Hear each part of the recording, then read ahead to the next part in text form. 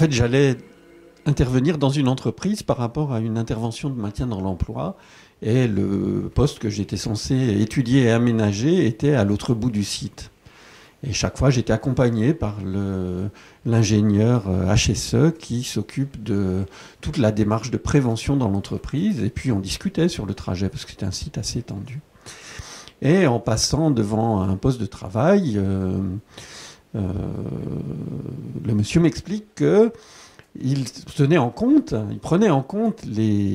la sécurité, que d'ailleurs il venait de mettre en place un écran de protection auditive pour l'opérateur devant une machine qui était une machine très bruyante. Je regarde et je remarque une pédale de commande qui était juste à côté de la cabine de protection du bruit. Alors je lui pose la question, mais comment ça se fait que la pédale, elle n'est pas dans la cabine ? Il me dit, ah oui, ils sont pénibles, à chaque fois ils la sortent, on n'arrête pas de leur dire et de la remettre dedans. Puis on continue notre trajet jusqu'à mon travail. Et puis, lors de ma visite suivante, toujours accompagné par mon ingénieur HSE, on repasse devant le même poste. Il me dit, j'ai tenu compte de votre avis. Je n'avais pas donné d'avis du tout, j'avais juste posé une question. On a spité la pédale à l'intérieur de la cabine.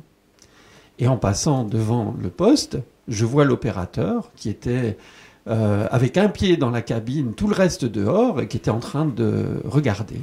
Alors, un peu naïvement, peut-être un peu faussement naïvement, je lui ai posé la question, la prochaine fois que je vais venir, est-ce que vous aurez spité l'opérateur dans la cabine ? Je ne suis pas sûr qu'il ait compris mon humour. L'opérateur a de bonnes raisons de faire le travail comme il le fait. Ces bonnes raisons ne sont pas forcément de bonnes raisons dans l'absolu, mais il est obligé de faire par rapport à ce qu'il pense être bien faire le travail. Et si on ne comprend pas ces raisons, eh bien, on est capable de faire des grosses erreurs nous-mêmes quand on conçoit le travail ou quand on définit la façon de bien faire le travail. Dans l'exemple que je viens de vous citer, il y a deux questions à se poser. La première question, c'est pourquoi l'opérateur sort de la cabine ? On s'en rend compte dès qu'il sort la pédale de sa cabine. Il a de bonnes raisons de sortir cette pédale. S'il n'en avait pas, il resterait là où on lui dit de se mettre. Alors, par contre, ces bonnes raisons ne sont pas compatibles avec la protection contre le bruit, puisqu'on a mis cet écran pour le protéger contre le bruit. Donc on voit bien que ce sont de bonnes raisons, entre guillemets.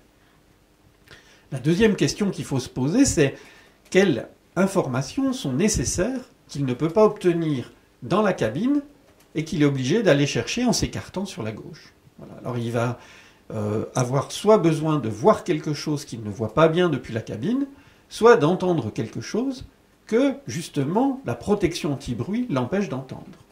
Et tant qu'on n'aura pas compris cette chose-là, on sera dans l'élaboration d'une réponse en termes de prévention qui ne correspond pas aux besoins réels du travail. Donc, l'opérateur a besoin d'avoir un certain nombre d'informations pour pouvoir bien faire le travail.